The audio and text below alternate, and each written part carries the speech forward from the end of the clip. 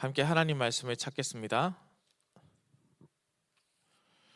신약 성경 빌립보서 3장 17절로 21절 말씀입니다. 신약 성경 빌립보서 3장 17절로 21절입니다.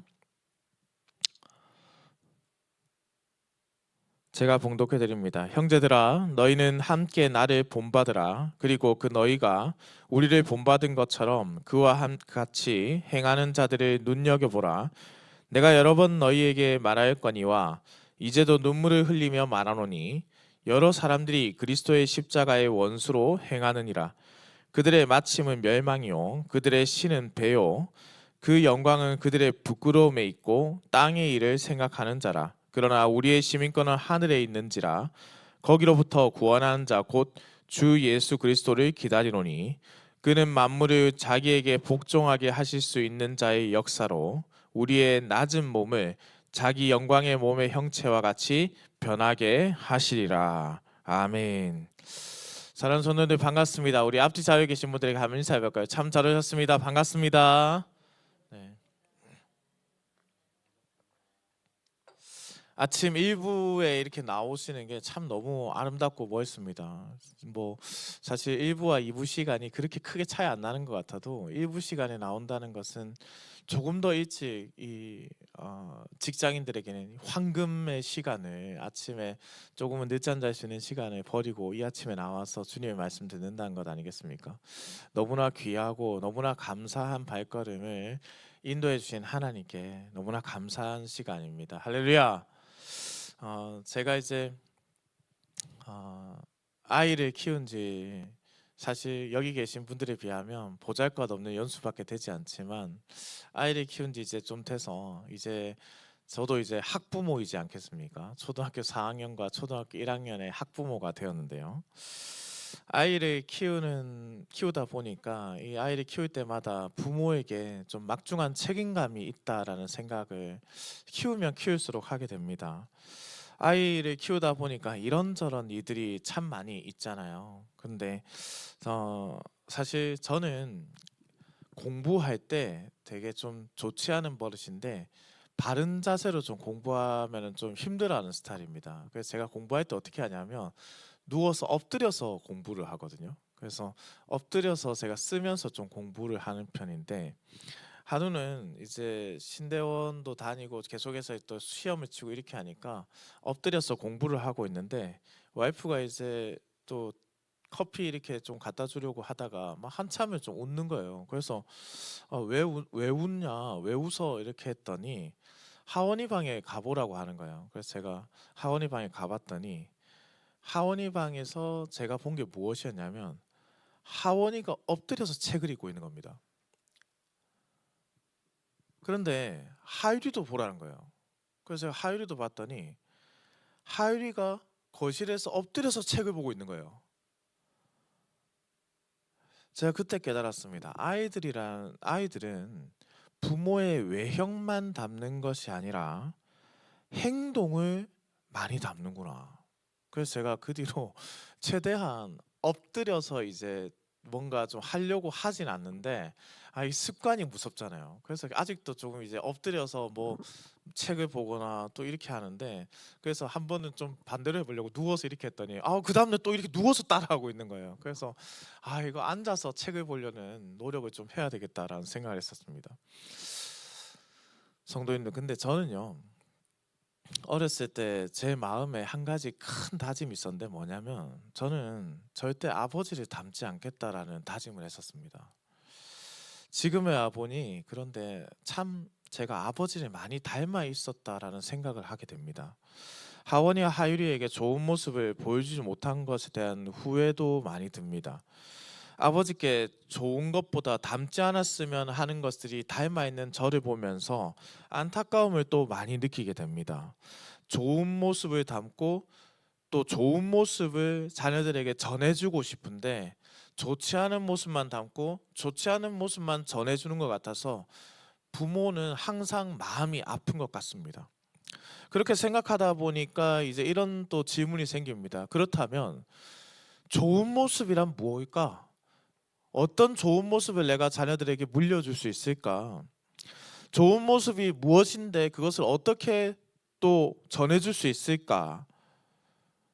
저는 사실 이번 주에 한 가정이 찾아와서 그 가정에 제가 주례를 봤었는데요. 1주년이 됐는데 교회에 집 찾아온다고 하길래 만났더니 그냥 저는 이제 인사드리러 왔구나 했는데 아이가 생긴 거예요. 그냥 너무나 복된 시간, 너무나 감사했습니다. 그러면서 제가 했던 말이 뭐냐면, 저는 어렸을 때 보고 이렇게 해야지라고, 이렇게 닮아야지라고 생각했던 부부의 모습이 없었습니다. 그러면서 나는 어떤 가정, 그러니까 나는 아빠 엄마와 같은 가정을 가져야지라는 생각을 해보며 자라지 못했다는 소리입니다. 근데 나이가 들어서 이런 가정을 세워야지라고 발견한 곳이 바로 성경이었습니다. 성경에서 말씀하는 이런 가정을 세워야지. 오늘도 마찬가지입니다. 어떤 좋은 모습을 어떻게 다음 세대들에게 보여주고 넘겨줄 수 있는가? 오늘 성경은 우리에게 그것에 대한 답을 알려주고 있습니다. 사도 바울은 특별히 자신을 본받으라라고 말했죠. 그가 전해주고자 했던 마음의 중심이 도대체 무엇이었는가? 오늘 주일 예배 가운데 함께 우리가 깨닫고 이 말씀의 참된 의미를 받아들이고 또 우리 또한 변화되는 시간이 되기를 우리 주님의 이름으로 축원합니다. 자, 17절의 말씀을 보시면 이렇게 기록되어 있죠. 형제들아 너희는 함께 나를 본받으라. 그리고 너희가 우리를 본받은 것처럼 그와 같이 행하는 자들을 눈여겨보라. 여러분, 우리가 살면서 흔히 이런 생각을 하잖아요. 누구 좀 닮아라. 야, 너 누구 집에 반만 좀 닮아봐라. 이런 말 하잖아요. 예를 들어서 우리가 학생일 때 부모님은 옆집에 누구 좀 닮아라. 걔는 공부도 잘하고 부모님 말씀도 잘 듣고 하지 않니? 뭐 다 본 건 아니지만 좀 그렇게 보이잖아요. 우리 교회 와도 청년들 보면서 누구 좀 닮아라. 이런 집에 가서는 걔는 교회도 열심히 섬기고 신앙생활도 열심히 하고 일도 열심히 하고 너는 집에 와서 청소도 안 하고 뭐 어쩌고 저쩌고 누구 좀 닮아라. 근데 또 다 닮으라고 하진 않잖아요. 왜냐면 또 다 닮았다가 이제 또 심하게 이제 닮으면 안 되고 반만 닮아라. 늘 하는 말이 반만 닮아봐라.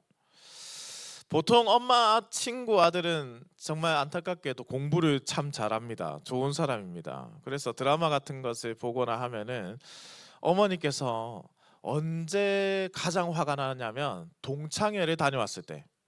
그냥 동창회 다녀오거나 내지는 이제 이웃집에서 불러서 이웃집에 갔더니 이웃집의 아이가 어머니한테 식사하세요라고 용돈을 줘. 근데 집에 왔더니 나의 아들은 게임이나 하면서 밥을 축내고 있다. 이렇게 딱 느껴지는 순간 내가 정말 쟤를 어떻게 키운 거야 하면서 이제 늘 그렇게 우리가 비교를 하고 동시에 자녀들은 비교를 당하며 살아가고 있는 것이죠. 그런데 한번 생각해 보십시오. 나 좀 닮아라. 부모님들 그런 말씀 해보신 적 있어요? 나 좀 닮아라. 응? 넌 나 좀 닮아라. 나보고 좀 배워라. 사실 그렇게 말하는 사람은 많지 않습니다. 적어도 있어도 그런 사람들이 있다고 하더라도 우리는 이렇게 생각할 거죠. 건방지다. 교만하다. 남이 말하면 모르겠는데 어떻게 자기 입으로 저렇게 교만하게 말할 수 있는가? 우리 내면에서 자기 자신에 대한 평가는 보다 냉정해야 한다고 생각하는 사람들이 그렇지 않은 사람보다 훨씬 많기 때문이겠죠. 그렇다면 과연 오늘 말씀에서 나를 본받으라고 한 이 사도 바울은 굉장히 교만한 사람입니까? 그렇지 않죠. 그가 이렇게 말하는 것이 그가 배워왔기 때문일까요? 그래서 앞서 빌립보서 3장 5절에 이렇게 기록되어 있습니다. 나는 8일 만에 할례를 받고 이스라엘 족속이요 베냐민 지파요 히브리인 중에 히브리인이요 율법으로는 바리새인이요. 어떻습니까? 이렇게 보면은 지금 이 말씀만 딱 보았다. 이 말씀만 딱 빼서 보면은 이 지금 사도 바울이 어떤 느낌이에요? 나르시즘이에요. 강력하게 빠져 있는 사람이잖아요. 나는 히브리 중에 히브리인이다. 나는 바리새인 중에 바리새인이다. 8일 만에 약속한 그대로 할례를 받았다. 나는 이스라엘 족속이고 베냐민 지파고 나는 정통 유대인이다 라는 것을 굉장히 강조하고 있잖아요. 이것만 딱 보면은 이 사람 참 자기 사랑이 대단하구만. 그러나 우리는 이런 것들이 딱 주는 것은 사실은 이렇게 생각하시잖아요. 이렇게 보면 안 되죠. 사도 바울은 그렇지 않잖아요 라고 말하면서 우리가 보고 싶은 말씀은 이렇게 딱 한 구절만 빼놓고 이해한단 말이에요. 사도 바울은 이런 사람이 아니잖아요. 그래서 우리는 말씀을 이해할 때 문맥을 반드시 봐야 되는 거예요. 이 말씀만 딱 떼놓고 보면 사도 바울은 대단히 교만하고 나르시시즘에 빠져있는 사람이죠. 그런데 빌립보서 3장 7절에서 8절에 뭐라고 하느냐면 그러나 무엇이든지 내게 유익하던 것을 내가 그리스도를 위하여 다 해로 여길 뿐더러 또한 모든 것을 해로 여김은 내 주 그리스도 예수를 아는 지식이 가장 고상하기 때문이라. 이것을 말하기 위해서 나는 이런데도 불구하고 나는 이것이 더 소중하다라는 것을 말하기 위해서 했는 것이죠. 그러니까 우리는 항상 성경을 한 구절만 떼서 이것이 나에게 은혜의 말씀이다라고 이해하는 방편으로 가서는 곤란하다라는 겁니다. 그리고 사실 사도 바울은 오늘 본문 말씀뿐만 아니라 다른 서신에서도 오늘 본문과 아주 비슷한 말씀을 전한 적이 있습니다. 그 본문을 찾아보면 사실 이 사도 바울의 의중을 좀 더 깊이 이해하게 되는데요. 쉽게 고린도전서 11장 1절 말씀입니다. 내가 그리스도를 본받는 자가 된 것 같이 너희는 나를 본받는 자가 되라. 내가 그리스도를 본받는 자가 된 것 같이 너희가 나를 본받는 자가 되어야 한다라는 것이죠. 사도 바울은 다메섹 도상에서 예수 그리스도를 만난 이후로 그리스도가 삶의 중심이고 전부인 사람으로 변화되었습니다. 그래서 어떻게든지 그분을 세상에 전해야 했고 어떻게든 그리스도의 복음을 증거하여서 교회 회복과 그리스도의 교회를 세우는 일에 쓰임받기를 소망하며 최선을 다하며 하루하루를 살았던 사람입니다. 그러면 이 사도 바울을 우리가 어떻게 이해할 수 있느냐? 그는 자신을 본받으라고 한 것이 무슨 뜻이냐? 바로 그리스도 중심적 삶의 태도를 반드시 너희가 가지라는 겁니다. 모든 상황과 환경을 벗어나서 그리스도 중심적 삶의 태도를 가지라. 먹고 마시고 숨쉬는 모든 순간 주님을 위해서 하라. 고린도전서 10장 31절이죠. 그런즉 너희가 먹든지 마시든지 무엇을 하든지 다 하나님의 영광을 위하여 하라. 그것이 그리스도 중심적 삶의 태도라는 겁니다. 하나님의 영광. 여러분 요한복음 우리가 잘 배웠죠? 하나님의 영광은 무엇입니까? 바로 그리스도의 영광, 그리스도의 부활의 영광을 위하여 사는 것. 그리고 오늘 본문을 자세히 보시면은 17절 후반부에 이렇게 되어 있습니다. 우리를 본받은 것처럼. 여기서 말하는 우리가 누구냐? 바로 사도 바울뿐만 아니라 디모데와 에바브로디도를 포함한 단어죠. 우리를 본받은 것처럼 이렇게 되는 거예요. 그러니 예수 그리스도께 속한 사람들을 의미합니다. 예수님이 삶의 중심이며 전부인 사람들을 본받으라는 겁니다. 자신을 높이는 것이 아니라 오직 그리스도를 그 중심에 두고 그리스도 중심적 삶의 태도를 살아가는 자들을 본받으라는 겁니다. 종교개혁자 존 칼빈도 사도 바울의 이 고백을 두고 이렇게 해설을 했습니다. 사도 바울이 자신을 본받으라고 한 것은 자신을 그리스도의 자리에 올려놓으려는 교만이 아니었습니다. 그는 단지 자신을 통과하여 그리스도를 바라보게 하는 투명한 유리창이 되기를 원했던 것입니다. 그가 내가 그리스도를 본받은 것 같이 너희가 나를 본받고 우리를 본받으라고 한 것은 나를 통해서 내 안에 그리스도를 보게 하기 위해서였다는 뜻입니다. 자신을 우상화하는 것이 아니죠. 자기를 투명한 창문을 삼아서 그 너머에 계신 예수 그리스도를 바라보고 본받으라. 그래서 우리가 그리스도를 본받은 삶의 태도를 가져야 한다는 거예요. 우리는 창문인 것이죠.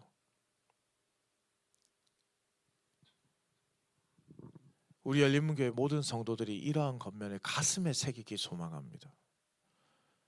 가슴에 새기고 사도 바울의 겉면을 받으십시오.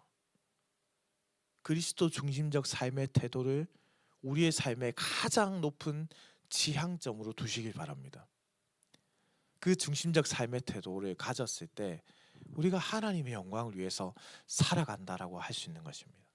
하나님의 영광을 위해서 살아가는 우리 열린문교회 성도님이 되시기를 우리 주님의 이름으로 축원합니다. 그러면 한번 생각해 봐야죠. 사도 바울이 왜 이토록 간절하게 빌립보 교회를 향해서 권면하고 있는가라는 부분입니다. 18절에서 19절 말씀 보십시오. 내가 여러 번 너희에게 말할거니와 이제도 눈물을 흘리며 말하노니 여러 사람들이 그리스도의 십자가의 원수로 행하느니라. 그들의 마침은 멸망이요 그들의 신은 배요 그 영광은 그들의 부끄러움에 있고 땅의 일을 생각하는 자라. 여러분, 여기서 십자가의 원수가 누구인가? 사도 바울이 지금 말하고 있는 이 십자가의 원수가 누구인가에 대해서 판단하는 것 사실 굉장히 좀 어렵습니다. 여러 학자들이 지금 이 십자가의 원수에 대해서 이야기를 하는데 사실 동일하게 모두가 이것이다라고 말해서 그것을 다 합의점으로 가져오는 것은 없습니다. 서로 좀 다른 견해들을 주장하는데 그 견해들은 주로 한 세 가지 정도로 나눠집니다. 첫 번째는 뭐냐면 이제 유대인 중에 할례파들, 즉 어떤 사람들이냐, 우리가 잘 알고 있듯이 사도 바울이 활동할 때에 할례파, 율법주의자들을 본다라는 것이에요. 무슨 말이냐면 그리스도의 복음보다 유대인들이 규정해 놓은 율법을 지켜야 한다. 곧 이방인들도 무엇을 받아야 한다? 할례를 받아야 한다. 그래야만 구원을 받는다고 말했던 바로 그들이다. 그들은 그리스도의 순전한 복음을 거부하기 때문에. 그래서 보시면은 앞선 빌립보서 3장 1절에서 11절까지도 그런 내용들이 좀 담겨 있습니다. 그리고 사도 바울이 여러 서신에서도 이런 거짓 선지자들, 이런 자들을 대단히 계속해서 논쟁하며 그리스도의 복음을 증언하려 했던 것이기 때문에 충분히 그렇게 볼 수 있다라는 것이죠. 두 번째는 뭐냐면 영적인 것만 우리가 강조해서 삶의 변화가 없는 자들이다라고 보는 입장입니다. 이들은 그리스도의 복음 자체를 왜곡하죠. 구원받은 백성들의 삶이 그래서 영적인 것만 강조되기 때문에 육신은 상관없어서 그들이 도덕적으로 타락한 삶을 살아도 괜찮다라고 말해서 아주 도덕적인 방종을 만들어 버렸습니다. 육적인 삶이 중요하지 않다. 바로 그 당시 대표적인 이단이었던 영지주의자들입니다. 육은 중요하지 않아. 마지막으로 이 두 집단을 모두 다 보는 거예요. 이것은 율법주의자들도 맞고 또 영지주의처럼 몸은 더러운 것이기 때문에 영적인 것만 추구하며 살면 돼라고 말하는 사람들도 맞다. 저는 이 본문 말씀을 좀 보면서 앞선 문맥을 좀 제가 그래서 아까 말씀드렸잖아요. 앞선 문맥이 중요하다라고 말씀드렸죠. 그래서 구조와 앞으로 또 뒤에 있을 후 문맥도 좀 살펴보았을 때 저는 이것이 도덕적으로 타락한 자들이다라고 보는 게 맞다고 생각됩니다. 왜냐하면 19절에 보시면 이렇게 돼 있어요. 그들의 마침은 멸망이요 그들의 신은 배요 그 영광은 그들의 부끄러움에 있고 땅의 일을 생각하는 자라. 사도 바울은 지금 그 당시에 만연해 있던 도덕적인 해이, 도덕적인 방종에 대해서 지금 경계해야 한다라고 빌립보 교회에 말하고 있다라는 것이죠. 그런데 잘 생각해 보시면 이러한 도덕적인 삶의 방종, 타락의 모습들이 과거 빌립보 교회뿐만 아니라 현재도 동일하게 좀 나타나고 있지 않습니까? 그리스도인이라고 말하면서 아주 타락한 모습들을 오히려 더 많이 보이고 있는 곳이 현재 아니겠습니까? 하나하나 살펴보죠. 여러분, 그들의 신은 뭐다? 배라고 했습니다. 배. 여러분, 여기서 말씀하는 이 배가 뭘까요? 이게 한글을 딱 보면 이 배가 무슨 배인지 잘 몰라요. 1번, 나는 이 배는 그 바다에 있는 타는 배다. 2번, 이 배는 이 배다. 3번, 이 배는 나무에 있는 배다. 한번 손 들어 보시죠. 자, 1번이다. 2번이다. 3번이다. 아, 그때는 배나무가 없었다. 그래서 3번은 없다. 예. 자신 있게 들어주셔서 너무나 감사합니다. 예. 왜냐하면 이게 또 설교가 또 이게 주거니 받거니가 돼야 되는데 아무도 안 되면 민망하잖아요. 상처받지 마시고, 이것은 타는 배가 아닙니다. 우리의 신체 일부인 이 배를 의미합니다. 이 말씀을 잘 살펴보면은 원어적 의미와 또 이제 살펴보면 이 배입니다. 이 배. 그러면 무슨 뜻이냐? 그들의 신이 이 배다. 이 무슨 뜻일까요? 바로 먹고 마시고 배가 부르면 물질적인 풍요로운 생활을 하고 있는 바로 그 타락한 모습이에요. 그리스도를 믿는다고 고백하면서 하나님을 유일한 신으로 고백하고 있으면서 자신의 유익과 물질 만능주의, 성공주의에 찌들려 있는 모습이란 거예요. 배만 불린다는 거예요. 여러분, 배만 불리고 있다고요. 그들의 그 영광은 그들의 부끄러움에 있다라고 했습니다. 법을 어겨가면서 사람들에게 피해를 주면서 자신들의 이익을 취하는 것, 겉과 속이 다른 사람들입니다. 겉으로는 아주 도덕적인 것처럼 행하면서 사람들의 선망의 대상인 것처럼 보여지고 있으면서 오히려 악으로 자신의 이익을 구하고 있는 자들, 그 영광이 그에게 부끄러움에 있다. 땅의 일을 생각하는 자라고 했습니다. 여기서 이 땅이란 뭐겠습니까? 당연히 세속적인 삶을 의미하는 것이겠죠. 그래서 이후에 하늘에 또 사도 바울이 글을 씁니다. 사도 바울은 글자 하나하나 단어 하나를 허투루 안 쓰거든요. 땅의 일을 생각한다라고 하니까 이후에 하늘의 이야기가 나오는 거예요. 그러면 하늘의 일을 생각한 건 무엇인가라고 알려준다라는 것이죠. 땅의 일을 생각하는 자는 하나님의 일에는 전혀 관심이 없는 사람들, 영원히 간직하지 못할 이생의 자랑을 그 중심에 가지고 살아가는 사람들, 인생의 허망함을 모른 채 지금 잠시 잠깐 즐기는 기쁨과 향락에 젖어 살아가는 사람들, 이 사람들이 어떤 사람들이라고요? 십자가의 원수다라고 하는 거예요. 여러분, 원수라고요. 여러분, 우리가 지난 고난주간 특별 저녁 기도회를 하면서 많은 성도들이 함께 모여서 함께 기도하고 감사하는 시간을 가졌습니다. 그리고 부활주일을 보내면서 우리가 그리스도께서 우리를 위해서 대속하여 죽으시고 부활하신 그 그리스도의 대속 사역에 대해서 찬양했습니다. 그러니 우리는 십자가의 원수가 아닌 것 같단 말이에요. 십자가의 은혜를 누리고 있는 사람들 같은 거죠. 하지만 오늘 말씀 속에 나타난 사람들이 어떤 사람들이에요? 빌립보 교회를 향해서 줬어요.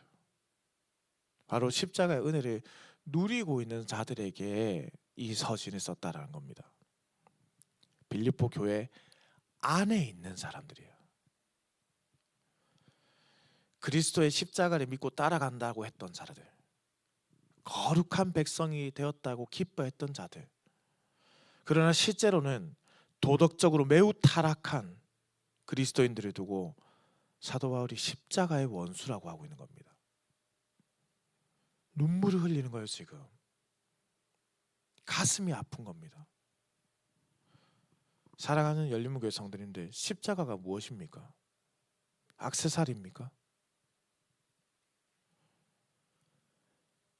교회 첨탑에 있는 그것이 십자가입니까? 십자가가 뭡니까? 십자가는 나를 완전히 비우고 남을 살리는 철저한 자기 희생의 자리입니다. 반대로 우리의 배는 무엇입니까? 끊임없이 내 욕망과 탐욕만 가득 채워넣는 지독한 이기심의 자리입니다. 십자가의 원수란 바로 이것을 알면서도 자기 배를 채우고 있는 자들입니다. 입술로는 십자가의 은혜로 구원을 받았다고 말하고 있으면서도 실제 삶에서는 십자가의 자기 희생을 철저히 거부하고 오직 자기 배만 불리고 있는 사람들. 우리 고신교회 신앙과는 좀 다르지만은 독일의 목회자였던 디트리 본 회퍼 목사님이 쓴 글에 보면 이런 표현이 있습니다. 값싼 은혜는 교회의 매우 치명적인 적입니다. 그것은 십자가가 없는 은혜이며 회개 없는 용서입니다. 그리스도께서 우리를 부르실 때 그는 우리에게 와서 죽으라고 명령하셨습니다. 타락한 신앙은 값싼 은혜다. 십자가의 원수는요, 십자가 아래서 살아가는 사람은 자기를 부인하고 희생하지만 결국 십자가의 원수들은 자기를 부인하거나 희생하지 않습니다. 오히려 십자가의 은혜를 짓밟고 자기 배만 채우려고 하기 때문에 사도 바울이 지금 눈물을 흘리며 빌립보 교회에 서신을 쓴 겁니다. 십자가의 원수, 그리스도의 원수를 본받지 말라. 그리스도 중심의 삶의 태도를 본받으라. 너희가 그 일을 위하여 은혜를 입은 자들이 되었다.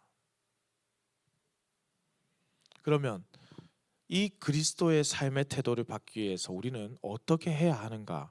20절로 21절 말씀입니다. 그러나 우리의 시민권은 하늘에 있는지라 거기로부터 구원한 자 곧 주 예수 그리스도를 기다리노니 그는 만물을 자기에게 복종하게 하실 수 있는 자의 역사로 우리의 낮은 몸을 자기 영광의 몸의 형체와 같이 변하게 하시리라. 아멘. 사랑하는 성도님들, 제가 수련회 가면 또 이제 우리 몇몇 청년들한테 또 이제 제가 성경 공부할 때 예화를 드리는 아주 제가 좋아하는 프로그램이 있습니다. TV 프로그램 중에 우리 성도님들은 혹시 아실지 모르겠는데 어서와 한국은 처음이지라는 프로그램이 있었어요. 혹시 들어보신 분 계세요? 오직 기도와 말씀으로. 그러니까 제가 그 가끔 문화도 즐기세요, 여러분. 이게 문화를 우리가 변혁하기 위해서는 문화를 배척하는 게 아니라 변혁을 해야 되잖아요. 어서와 한국은 처음이지라는 프로그램이 있는데요. 이 프로그램이 뭐냐면 오랫동안 자신이 타국 사람이 예를 들어서 일본의 사람이 한국에 들어와서 오랫동안 한국에서 살고 있는 거예요. 그래서 이 일본의 친구들을 가족들을 불러서 이곳에서 이제 한국을 알려주는, 한국이란 나라에 어떤 명소가 있고 어떤 문화가 있는지 함께 여행을 다니면서 알려주는 프로그램입니다. 저는 이제 이 프로그램을 좋아하게 된 계기가 사실 목회를 하다 보면 이제 시간을 내서 어디 가기도 힘들고 그래서 TV를 보면은 여행을 다니니까 그 여행을 마치 걸어서 세계 속으로처럼 막 집중하면서 그 여행을 간 것처럼 이제 생각을 하는 거죠. 그래서 그들이 라면을 먹을 때 함께 라면을 먹으며 공감하며 이제 보면서 기뻐하는 겁니다. 내가 마치 그 자리에 있는 것처럼. 그래서 혹시나 또 이 명소들을 발견하게 될 때도 있고요. 또 재밌는 건 뭐냐면 우리나라에 저런 문화가 있었던가? 저런 명소가 있었던가? 저런 역사가 있었던가? 혹시 잊고 있었던 것들도 깨닫게 해서 너무나 좋은 프로그램이라고 저는 생각이 들었습니다. 그런데 이 프로그램을 보고 있는데 아주 좀 재밌는 장면이 하나가 나타납니다. 오랜 시간 이 한국 땅에 살았던 외국인이 자신의 가족과 친구에게 우리나라의 그 모습을 소개시켜주는 장면이었는데요. 하루는 식탁에서 이제 앉아서 밥을 먹는데 외국인 친구에게 이 친구가 수저통하고 물통을 주면서 이렇게 말합니다. 이런 건 나이가 어린 막내가 하는 거야. 외국에는 유교적인 전통이 없잖아요.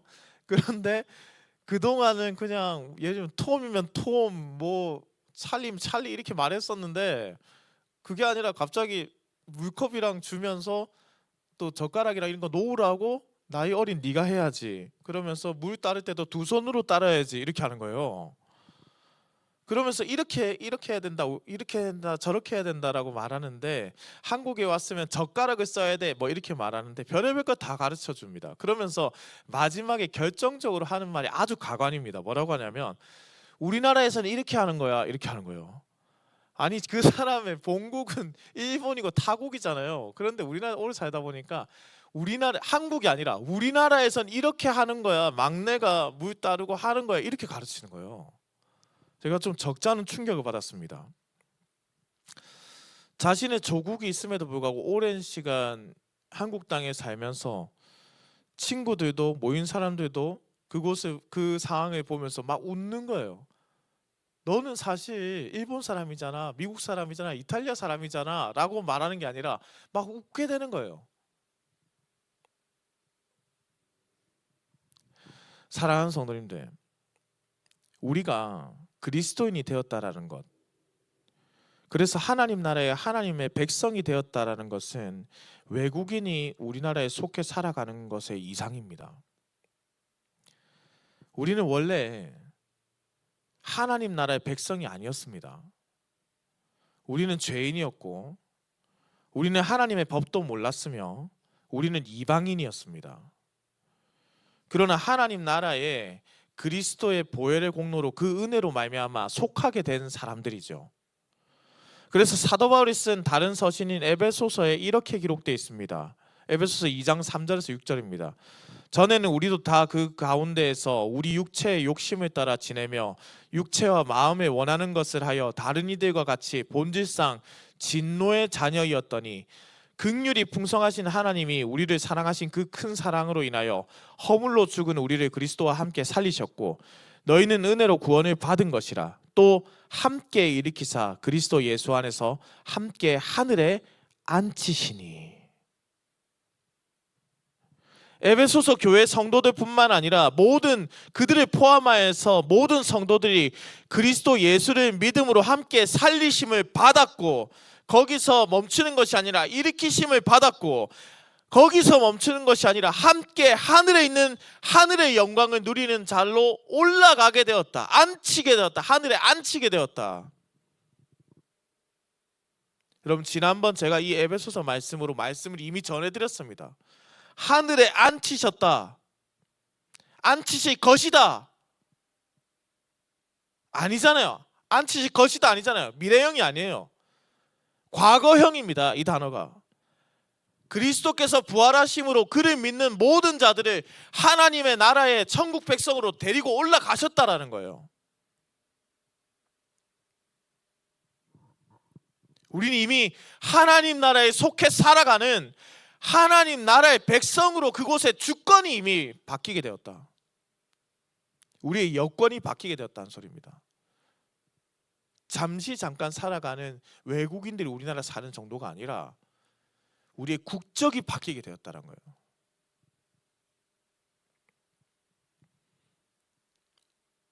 그래서 우리는 그 외국인이 한국을 전한 것보다 하나님 나라를 더 전해야죠. 하나님의 품을 떠난 외인들에게 하나님 나라의 법과 사랑, 사람과 사람을 대하는 법, 도덕적인 삶이란 무엇인가, 섬기는 삶이란 무엇인가, 내 배를 채우기 위해서 남을 짓밟는 것이 아니라 누구보다 먼저 낮아지고 섬기는 삶이란 무엇인가, 그러한 삶을 누구보다 신이 나서 지키면서 우리나라에서는 이렇게 하는 거야 라고 말하고 살아야죠. 보여주어야 하는 겁니다. 알려주어야 하는 겁니다. 신이 나서.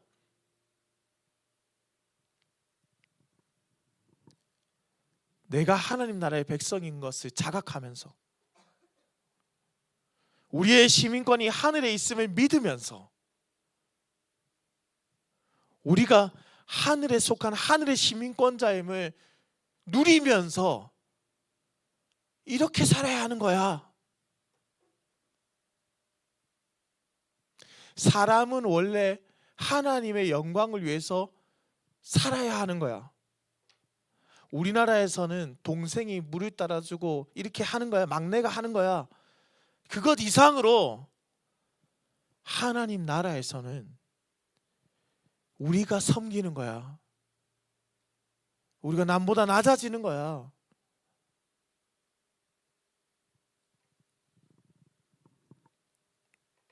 사도 바울은 하나님 나라의 백성답게 살 것을 지금 권면하고 있는 겁니다. 십자가의 원수가 아니라 하나님 나라의 백성으로 살아야 한다. 여러분, 로마에 가면 로마의 법을 따라야 한다라는 말이 있죠. 사실 사도 바울이 편지를 보내고 있는 이 빌립보 지역은 로마 제국의 식민지입니다. 그것도 직할 식민지입니다. 그 당시 이른바, 그래서 이 빌립보를 뭐라고 불렀냐면 작은 로마다라고 했어요. 그곳 사람들이 비록 로마에서 멀리 떨어져 살았지만은 자신들이 위대한, 스스로를 어떻게 판단했냐면 나는 위대한 로마의 시민권자를 가진 사람들이야 라고 생각하며 살았습니다. 그런데 사도 바울이 그들의 가장 큰 자랑거리였던, 자부심을 가지게 했던 그 로마의 시민권자, 그것을 정면으로 뒤집어 버리는 겁니다. 너희가 로마의 시민권을 자랑하느냐? 우리의 진짜 시민권은 로마에 있는 것이 아니라 하늘에 있는 것이다. 나도 로마 시민권자다. 그러나 나는 로마의 시민권자 됨을 자랑하는 것이 아니다. 나는 하늘의 시민권자가 된 것이 훨씬 더 나에게, 아니 비교조차 할 수 없는 나의 자랑이다. 그래서 앞서 뭐라고 했어요? 그것이 하나도 나에게 중요하지 않다. 그것이 나에게 오히려 해가 되어버렸다. 나는 하늘의 시민권자만 자랑하는 사람이다.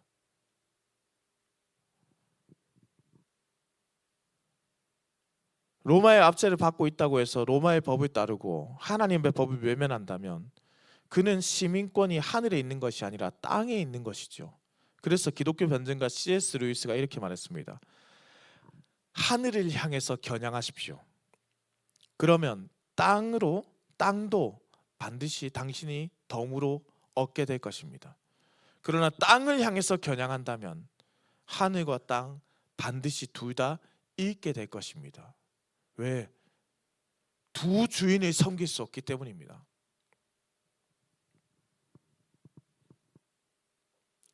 하나님의 말씀은 현재를 살아가는 우리에게 고리타분한 과거의 유산이 아닙니다. 살아있고 역동력 있는 말씀으로 받으십시오. 세상을 이기는 힘으로 받으십시오. 하늘을 겨냥하며 이 땅을 살아가시기 바랍니다. 이는 하나님의 말씀을 지키며 그리스도를 기다려야 한다는 뜻입니다. 남들이 다 한다고 해서 따라가는 것이 아니라 남들이 다 죄를 짓고 자신의 유익을 추구한다고 해서 우리도 그렇게 해서는 되는 것이 아니라는 말씀입니다. 우리는 오직 그리스도의 말씀만을 지킬 뿐입니다. 우리는 마지막 날에 다시 오실 예수 그리스도만을 기다리며 지킬 뿐입니다. 우리의 유익이 땅에 있는 것이 아니라 하늘에 있기 때문입니다. 남들이 다 한다고 따라하지 마십시오. 괜찮은 것 아닙니다. 부끄러워해야 합니다. 십자가의 원수가 되지 않기 위해서.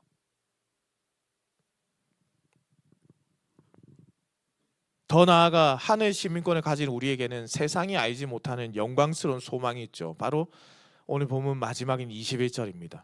그는 만물을 자기에게 복종하실 수 있는 자의 역사로 우리의 낮은 몸을 자기의 영광의 몸의 형체와 같이 변하게 하시리라.